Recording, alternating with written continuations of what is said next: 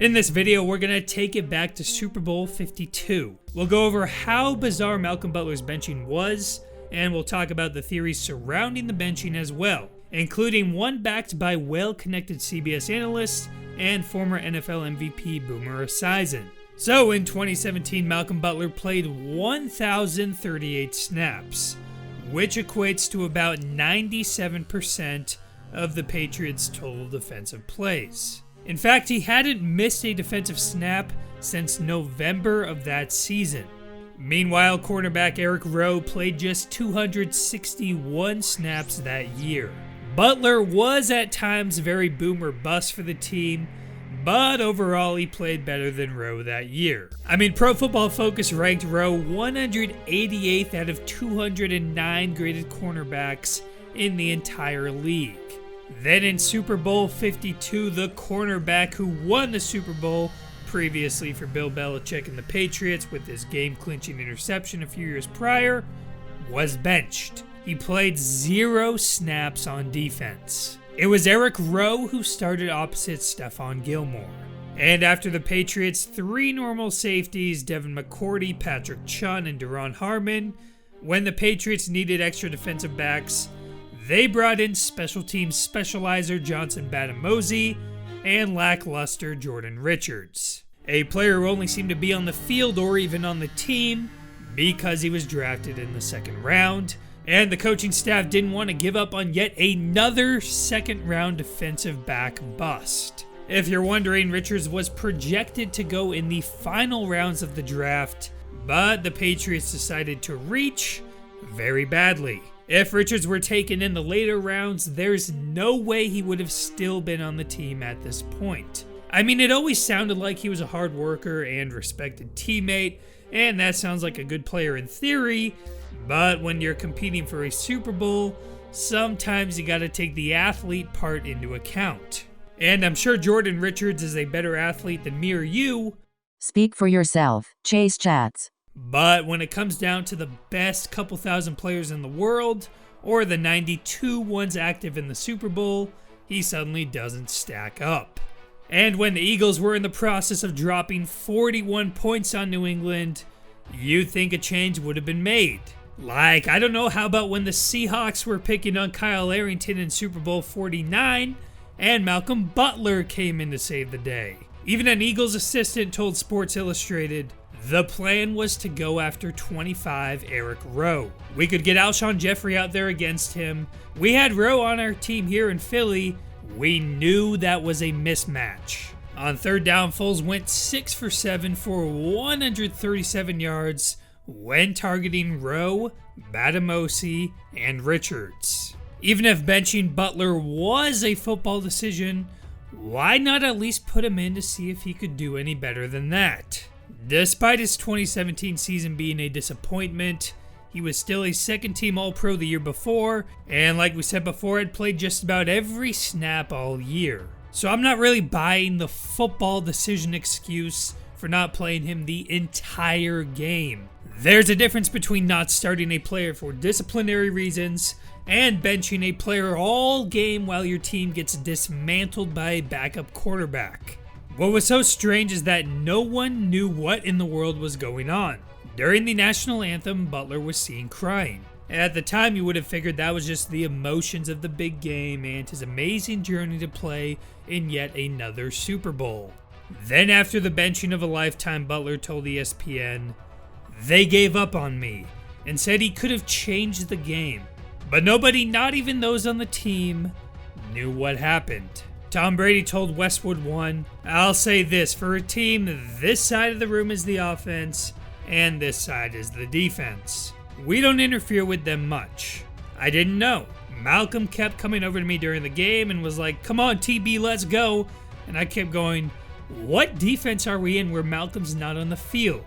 Is it short yardage, goal line? And then after the game, I found out. So I just didn't know. And I asked Malcolm, and Malcolm said, "I don't know.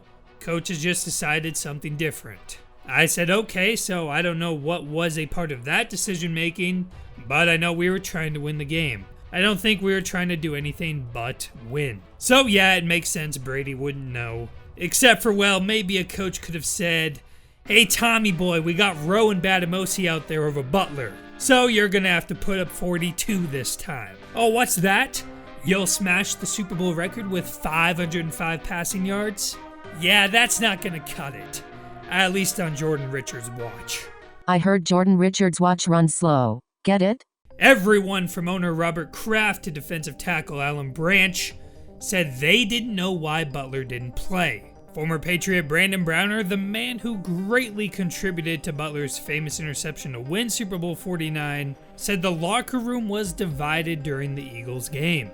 Sure, he wasn't on the team at that time, but you'd have to think he'd be well connected in that locker room. So the, I guess you could call it, main line of thinking was outlined by Ian Rappaport. He said there are several factors that led Malcolm Butler, one of the team's top defensive players, to not be on the field for the Super Bowl. Among those, he showed up a day later than teammates because he was sick. Remember, he was not at opening night. That was a factor.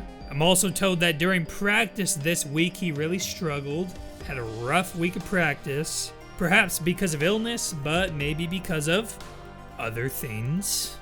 That was one thing they had to consider in putting Eric Rowe out there instead of him. I'm also told there were also disciplinary issues. There was a small or minor violation of team rules that happened earlier in the week. Then there's some attitudes, frustrations as well.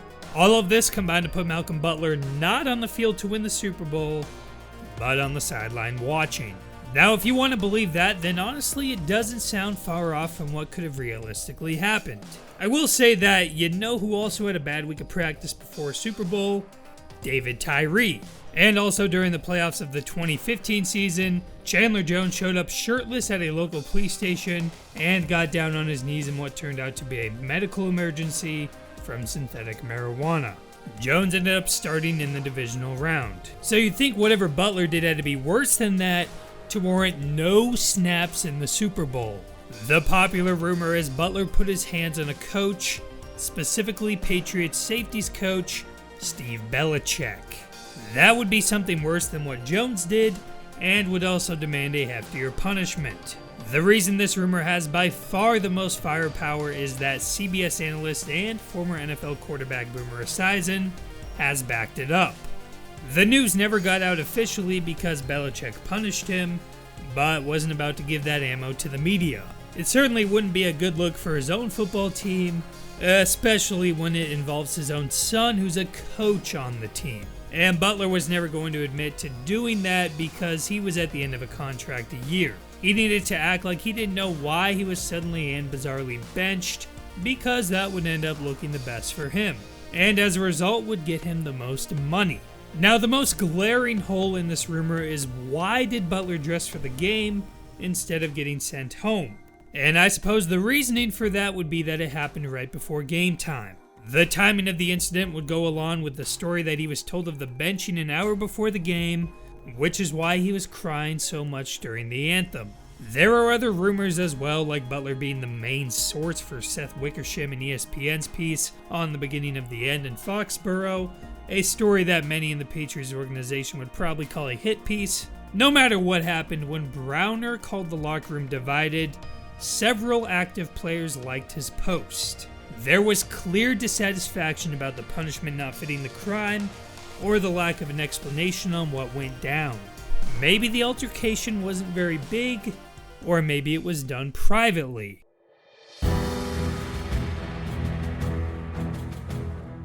Nick Foles had lit up the Vikings just the game before, so it was clear he was playing the best football of his career. And that Vikings defense was better than this Patriots defense. From a pass rushing standpoint, the Patriots didn't register a single sack all game. Aside from Trey Flowers and maybe a couple of role players, that D-line was underwhelming all year. And the secondary, which has now become the Patriots' greatest strength, was being forced to defend for longer periods of time. So yeah, maybe Butler could have done a better job than Rowe and Batamosi, but he still probably would have gotten somewhat exposed. Along with subpar tackling, it just seemed like the entire defensive game plan was a mess. It's easy to believe Butler could have done a better job because you can't really get any worse than what happened. But the real question is, would it have changed the final result of the game? I think you could argue either way. I personally think the Eagles still end up winning most of the time. Let me know what you guys think, and please remember to like, comment, and sub it up for more content just like this. Rowe should have benched himself like Ryan Gosling did for Petey, and remember the Titans.